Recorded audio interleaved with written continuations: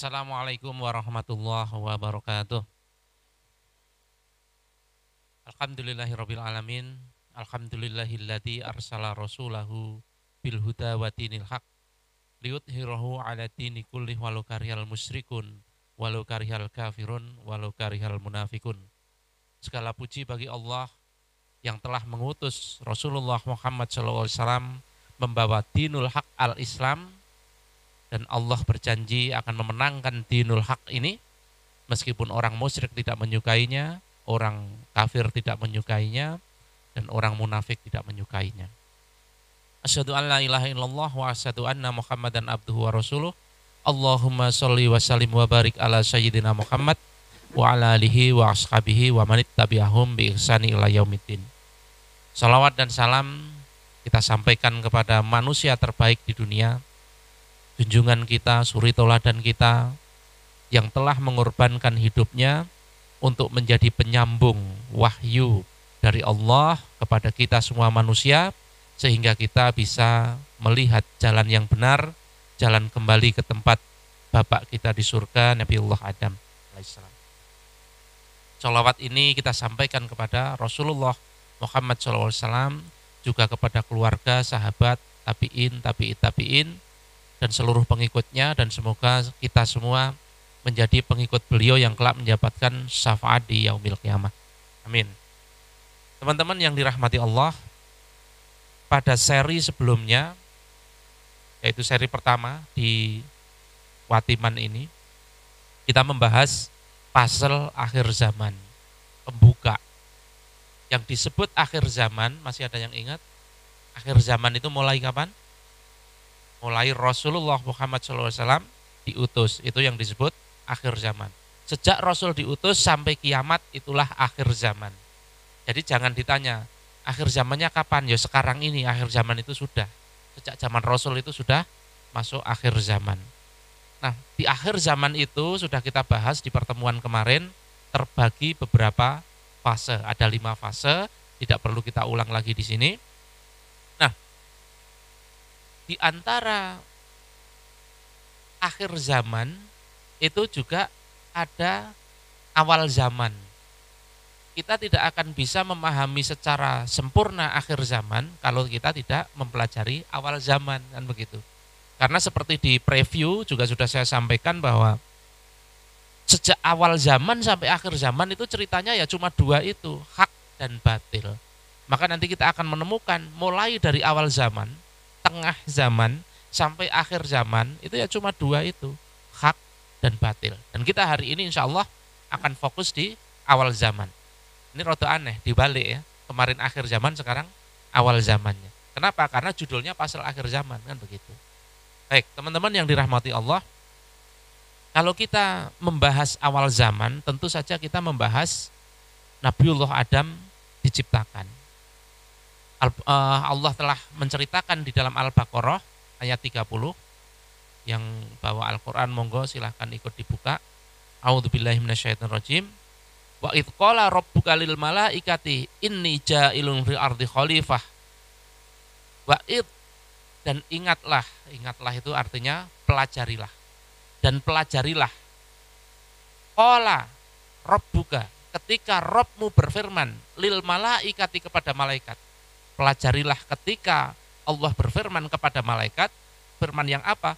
Inni ja'ilun fil ardi khalifah. Sesungguhnya aku akan menciptakan di muka bumi khalifah. Khalifah itu apa? Dari kata kholafa. Kholafa itu mengganti. Yakhlufu, akan mengganti. Kalau kholafa itu sudah mengganti. Itu fi'il madhi. Kalau yakhlufu mudhari, sedang atau akan mengganti. Nanti pelakunya namanya khalifah. Khalifah itu yang menggantikan. Perbuatannya apa? Kholafa. Khalifah itu yang menggantikan. Nah, apa yang disebut khalifah di dalam ayat ini? Kalau kita buka tafsir Al-Qurtubi, yang pertama, kurang lebih maknanya adalah khalifatullah fil ard. Berarti apa? Pengganti Allah fil ard, di muka bumi. Pengganti Allah di muka bumi. Tentu saja bukan pengganti sebagai Tuhan. Jangan salah. Ketika khalifah Allah menyebutkan bahwa Allah itu akan menciptakan di muka bumi khalifah, pengganti, bukan pengganti sebagai Tuhan. Tetapi pengganti sebagai pengelola bumi. Karena bumi ini memang Allah ciptakan lengkap dengan segala macam potensinya yang itu butuh dikelola. Maka Allah menciptakan khalifah, pengganti Allah di muka bumi. Itu yang pertama. Kemudian yang berikutnya, masih menurut Imam Al-Qurtubi, khalifah itu maknanya khalifatur rasul, pengganti rasul. Kalau tadi pengganti Allah itu bukan pengganti sebagai Tuhan, pengganti rasul juga bukan pengganti sebagai nabi dan rasul. Tetapi pengganti sebagai apa? Sebagai pemimpin umat Islam. Kita tahu Rasul ketika di Madinah itu menjadi kepala negara. Kemudian beliau wafat, digantikan Khalifah Abu Bakar, Khalifah Umar, dan seterusnya. Maka Abu Bakar, Umar, Utsman, dan seterusnya itu disebut Khalifatur Rasul, pengganti Rasul. Oke, kita bahas sejenak. Khalifatullah fil ard itu yang seperti apa sih? Pengganti Allah di muka bumi itu yang seperti apa? Intinya begini, kalau ada pengganti wakil, maka si wakil itu tentu saja tidak membuat agenda sendiri. Jenengan misalnya ya, ditugasi jenengan mewakili kepala jenengan di sebuah organisasi bisnis untuk datang ke klien. Tentu saja jenengan itu mewakili pemimpin yang memberi wakil tadi, bukan membuat urusan sendiri.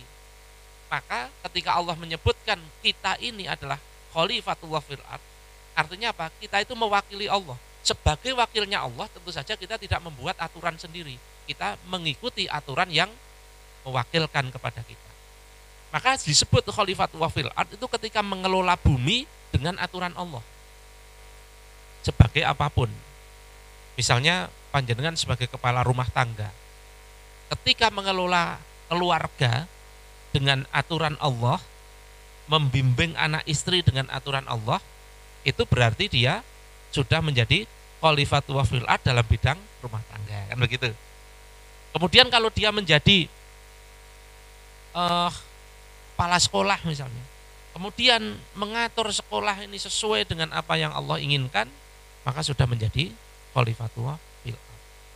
Nah, puncak dari khalifatullah fil ard itu yang memimpin manusia semuanya, dalam artian yang memimpin orang beriman, yaitu khalifatur rasul, sang pemimpin orang beriman. Oke. Nah, kita lanjutkan ayatnya.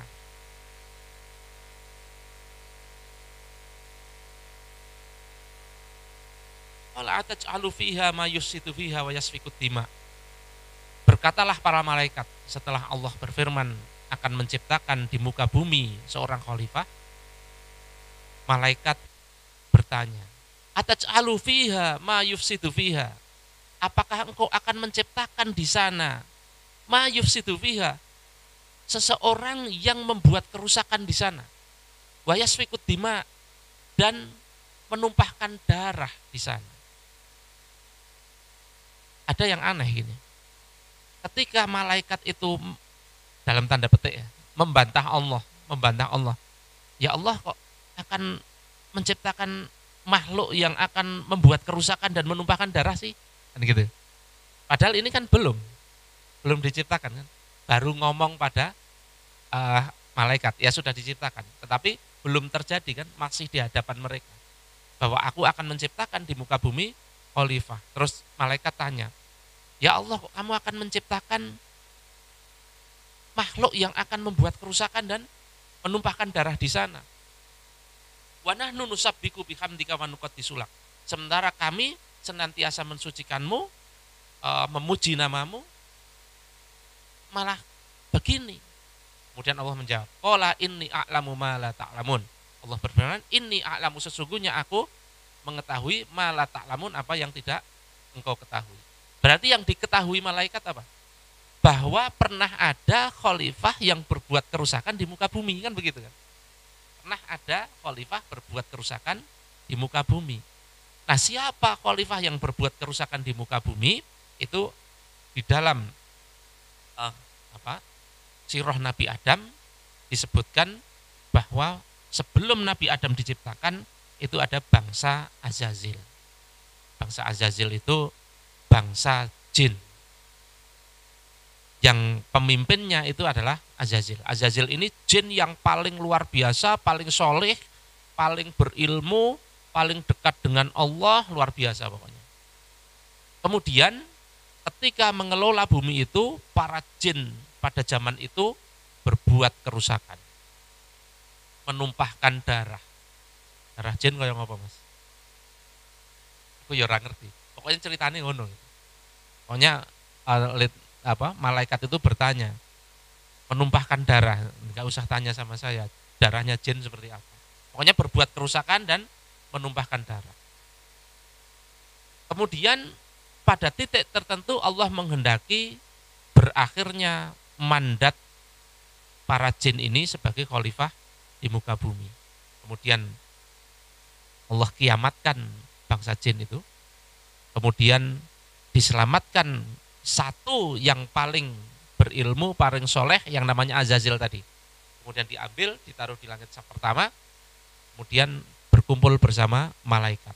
Dalam beberapa waktu, bumi tidak ada khalifahnya, tidak ada pengelolanya. Sampai titik ini. Sampai titik ketika malaikat dipanggil oleh Allah untuk menciptakan, untuk menyaksikan penciptaan khalifah baru. Nah, ternyata yang dipanggil itu tidak hanya malaikat. Azazil juga ikut dipanggil. Jadi malaikat yang utama, malaikat Jibril, Israel, Mikail, dan lain sebagainya, termasuk Azazil datang mendapat maklumat dari Allah bahwa Allah akan menciptakan khalifah baru di muka bumi. Kemudian Allah memerintahkan kepada malaikat dan Azazil untuk sujud kepada Adam. Dalam hal ini sujud bukan berarti menyembah, tetapi menghormati. Itu diceritakan oleh Allah di dalam Al-Baqarah ayat 34. Tadi 30, ini saya melompat ke 34. Nanti 31, 32, 33-nya kita bahas kemudian. Ini bagaimana Allah memerintahkan malaikat termasuk Azazil yang ada di situ untuk sujud kepada Adam. Wa id qulna lil malaikati isjudu li Adama. Dan sungguh aku telah memerintahkan, sudah mengatakan kepada para malaikat, usjudu li Adama, sujudlah kalian semua kepada Adam. Fasajadu, kemudian mereka semua sujud. Padahal tadi malaikat ngeyel, malaikat sempat membantah. Tapi ini diperintahkan untuk sujud. Illa iblis, kecuali iblis. Iblis itu ya Azazil tadi. Iblis tidak mau. Aba wastakbaro. Iblis ini mengabaikan perintah Allah, wastakbaro, dan dia takabur. Wa kana minal kafirin, dan sesungguhnya dia iblis itu dari golongan yang ingkar, kafir, dari golongan yang ingkar kepada perintah Allah. Jadi yang disebut kafir di sini, iblis Azazil tadi disebut kafir itu tidak semata-mata karena ateis, tidak percaya adanya Tuhan, tidak. Azazil itu tahu benar Tuhan itu ada. Mau di depan, hadap-hadapan kok. Bagaimana enggak tahu? Tahu benar iblis itu. Tetapi kenapa tetap disebut kafir? Karena kafir itu tidak semata-mata tidak percaya Tuhan, bukan. Tetapi diperintah oleh Tuhan dan dia tidak mau. Dia mengabaikan perintah Allah, maka dia disebut kafir. Lah kafir itu tidak melulu orang yang tidak percaya kepada Tuhan, tidak percaya akan adanya Tuhan, tetapi orang yang ketika Allah memerintahkan dia membantah, itu disebut kafir. Kemudian di dalam Al-A'raf ayat 11 ini juga sama, Allah menceritakan tentang perintah menghormat Adam. Walaqad khalaqnakum summa sawarnakum, dan sungguh aku telah menciptakan kalian kemudian menyempurnakan kalian, tsumma qulna lil malaikati isjudu li Adama. Kemudian memerintahkan kepada malaikat termasuk iblis tadi di dalamnya, fasajadu, kemudian mereka semua sujud, illa iblis, kecuali iblis. Lam yakun minas sajidin, sesungguhnya iblis bukan termasuk orang-orang yang sujud, orang-orang yang mau melakukan apa yang Allah perintahkan. Baik, teman-teman yang dirahmati Allah, ada hal menarik di sini. Mengapa Allah memerintahkan malaikat dan Azazil untuk sujud dalam hal ini menghormat kepada Adam? Ada yang menarik. Kira-kira kenapa? Kenapa Allah memerintahkan malaikat dan Azazil untuk menghormat kepada Adam?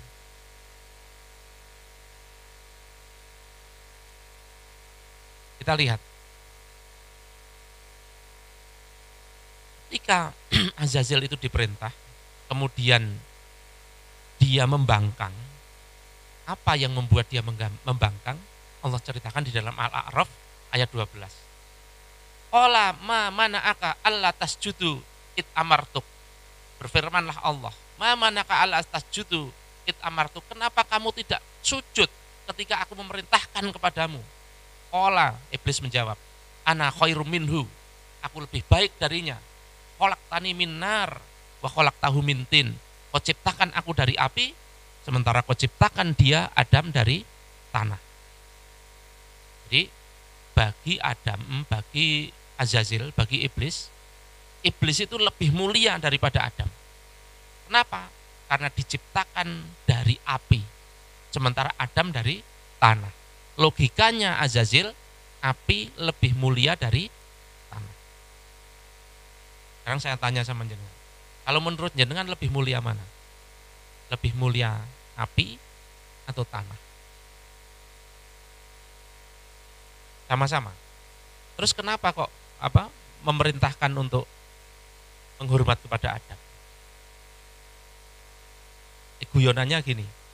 Kalau manusia itu pasti bilang lebih mulia tanah daripada api. Buktinya jenengan lebih memilih diberi tanah daripada diberi api. Tak tawari tanah sak hektar karo api sak hektar, jenengan milih tanah sak hektar. Dua-duanya. Wah, itu berharga itu. Ternyata batu bara lebih mahal lagi. Nah, kalau kita menggunakan logika kita sendiri, kemudian iblis juga menggunakan logikanya dia sendiri, maka ketemu. Di sini gur padu. Iblis bilang, bagus api. Kita bilang, enggak, bagus tanah. Enggak, api, tanah, api, tanah gitu kan. Cah cilik padu gitu kan. Sampai akhirnya siapa yang benar? Yang benar siapa? Iblis atau manusia? Lebih bagus api atau tanah? Sama-sama. Berarti apa alasannya? Kenapa Allah memerintahkan kepada malaikat termasuk iblis untuk sujud menghormat kepada Adam? Jawabannya ada di ayat 31-nya. Makanya tadi tak lompati dari 30 ke 34. Ini 31. Wa 'allama Adama asma'a kullaha. Wa 'allama Adama, kemudian Allah memberitahukan kepada Adam asma'a kullaha, nama-nama semuanya. Tsumma aradhum 'alal malaikati, kemudian mendemokan hal itu kepada malaikat. Faqala ambiuni bi asma'iha ulai in kuntum shadiqin. Nek kowe memang bener. Kalau kamu memang bener bahwa yang aku lakukan ini keliru, menciptakan makhluk yang akan membuat kerusakan tadi itu keliru. Coba sebutkan apa-apa yang ada di alam semesta ini. Kemudian malaikat menjawab, qalu subhanaka la ilma lana illa ma 'allamtana. Menjawablah para malaikat, subhanaka, maha suci engkau ya Allah, la ilma lana, tidak ada ilmu bagi kami, tidak ada pengetahuan bagi kami, illa ma 'allamtana, kecuali apa yang engkau beritahukan. Engkau tidak memberitahukan kepada kami tentang nama-nama benda-benda yang ada di alam semesta itu. Innaka antal alimul hakim, sesungguhnya engkau ya Allah alimul hakim, maha mengetahui lagi maha bijaksana. Nah, di sini menarik. Adam itu diberitahu nama-nama semuanya, sementara malaikat tidak. Artinya apa ini? Ternyata apa? memberitahu nama-nama semuanya, itu nama lainnya apa? Menginstal akal. Karena tanpa nama-nama semuanya itu, tanpa kita memahami nama-nama semuanya itu, kita tidak bisa berpikir. Bang, jenengan tidak tahu nama-nama semua benda ini dalam bahasa Rusia, tidak tahu. Kemudian saya sodori buku bahasa Rusia dengan huruf Rusia, tak kasih bukunya, Mas, silahkan dipikirkan buku ini. Jenengan bisa nggak? Jenengan lihat, ini baru sebentar, maka saya nggak bisa. Oh, kalau lama bisa, bisa. Sampai setahun, bisa? Nggak bisa. Selama jenengan itu tidak diberitahu nama-nama dalam bahasa Rusia, jenengan tidak akan pernah bisa memikirkan isi buku itu. Manusia itu tidak akan bisa memikirkan isi alam semesta itu, isi alam semesta ini, kalau tidak tahu nama-nama semua yang ada di sini. Jadi Allah memberitahu nama-nama semua ini bukan sesuatu yang sepele. Ini adalah Allah menginstal akal di dalam diri manusia. Dan itu tidak diinstal kepada iblis, bahkan tidak diinstal kepada malaikat sekalipun. Makanya diperintahkan sujud kepada Adam. Karena Adam ada kelebihan di antara dibanding malaikat ataupun iblis. Adam ada kelebihan. Kelebihannya apa? Allah menciptakan akal kepada Adam yang ya tentu saja malaikat ada akalnya, punya akal. Iblis juga punya akal. Tetapi akalnya tidak sama seperti manusia. Akalnya manusia itu lebih. Oleh karena itu, manusia itu dengan akalnya itu bisa menciptakan, bisa membangun peradaban di muka bumi. Di mana makhluk-makhluk tidak berakal itu tidak bisa menciptakan peradaban di muka bumi. Misalnya ya, kucing. Kucing itu tidak diberi akal. Dia hidup tapi tidak diberi akal. Dia tidak bisa menciptakan peradaban di muka bumi. Kehidupan kucing itu dari zaman dulu sampai hari ini ya begitu. Tapi kalau kehidupan manusia, dulu bagaimana, hari ini sudah berbeda. Rumah manusia tahun 600 Masehi zaman Rasulullah sama rumah manusia tahun 2022 berbeda jauh. Manusia zaman Ibrahim misalnya, zaman Nabi Ibrahim, makan daging itu ya mungkin dibakar dan lain sebagainya. Hari ini manusia makan daging jadi steak, jadi rendang, macam-macam. Peradabannya berbeda, masakannya berbeda. Itu menunjukkan bahwa manusia itu berbeda dengan makhluk lain. Dia ada akal, Allah menciptakan akal di dalam dirinya. Kemudian dengan akal itu dia bisa mengelola bumi, benar-benar bisa mengelola bumi. Yang itu tidak bisa dilakukan oleh malaikat sekalipun. Iblis juga tidak bisa. Nah sebenarnya ini, kenapa Allah memerintahkan kepada malaikat dan Azazil untuk sujud kepada Adam, alasannya ini. Cuma nanti manusia itu dengan akalnya bisa lebih mulia daripada malaikat dan iblis, tetapi di saat yang sama bisa jadi lebih hina dari binatang. Itu juga Allah ceritakan di dalam Al-Quran. Simpelnya begini, ketika manusia itu menggunakan akalnya sesuai dengan petunjuk Allah, maka dia lebih mulia dari malaikat. Bahkan malaikat pun diperintahkan sujud kepadanya. Tetapi kalau dia sudah diberi akal, tetapi akalnya tidak digunakan, kemudian memenuhi kebutuhannya tanpa panduan akal dan akal yang sudah dipandu Al-Quran, maka dia lebih hina dari binatang. Nanti kita akan lihat bagaimana mekanisme itu.